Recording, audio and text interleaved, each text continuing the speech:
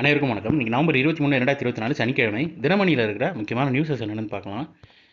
Headlines கொஞ்சம் பேஜஸ்க்கு political and general newses தான்.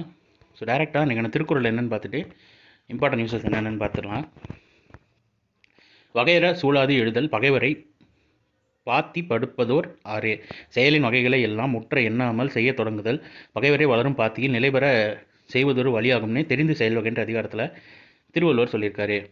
அவசர நிலை நாடாளுமன்ற முடிவுகளை செல்லாது என அறிவிக்க முடியாதுன்னு உச்சநீதிமன்றம் தெரிவிச்சிருக்காங்க. அவசர நிலை காலத்தில் நாடாளுமன்றத்தால் மேற்கொள்ளப்பட்ட அனைத்து நடவடிக்கைகளும் செல்லாது என அறிவிக்க முடியாது என்று சோசியலிசம், மதச்சார்பற்ற மற்றும் ஒருமைப்பாடு ஆகிய வார்த்தைகளை அரசமைப்பு சட்ட முகவுரையில் இணைக்கப்பட்டதற்கு எதிரான வழக்கு விசாரணை என்பது உச்சநீதிமன்றம் கூறியிருக்காங்க. அதை பற்றி எலாபரேட்டாக கொடுத்துருக்காங்க. டைம் இருக்கிறவங்க வாட்சி பாருங்கள். இல்லை இதோட இமேஜ் நம்ம டெலிகிராம் சேனல், வாட்ஸ்அப் சேனல் இமேஜாகவே இருக்குது. இந்த நியூஸு அதை எடுத்து சேவ் பண்ணி கூட வச்சுட்டு நீங்கள் ஃப்ரீயாக இருக்கிறப்ப கூட வாட்சி பாருங்கள். அடுத்ததாக மணிப்பூரில் உயர்நீதிமன்ற தலைமை நீதிபதியாக டி கிருஷ்ணகுமார் பொறுப்பேற்றிருக்காங்க. சென்னை உயர்நீதிமன்றத்தின் மூத்த நீதிபதியாக இருந்த டி கிருஷ்ணகுமாரை மணிப்பூர் உயர்நீதிமன்ற தலைமை நீதிபதியாக நியமிக்க மத்திய அரசுக்கு உச்சநீதிமன்ற கொலிஜியம் பரிந்துரைத்தது. இந்த பரிந்துரைக்கு குடியரசுத் தலைவர் ஒப்புதல் அளித்தாலும் தெரிவிச்சிருக்காங்க.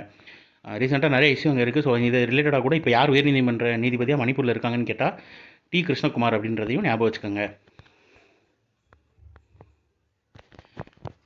அடுத்ததாக இந்தியா இலங்கை தொலைநோக்கு திட்டம் அதிபர் அனுரகுமாரா அமல்படுத்த ரணில் விக்ரமசிங்கே வலியுறுத்தல். இந்தியாவுடன் கடந்த ஆண்டு கையொப்பமிட்ட தொலைநோக்கு திட்டத்தை புதிய அதிபர் அனுரகுமாரா திசைநாயகா முழுமையாக அமல்படுத்த வேண்டும் என அந்நாட்டின் முன்னாள் அதிபர் ரணில் விக்ரமசிங்கே வெள்ளிக்கிழமை தெரிவித்தார்னு தெரிவிச்சிருக்காங்க.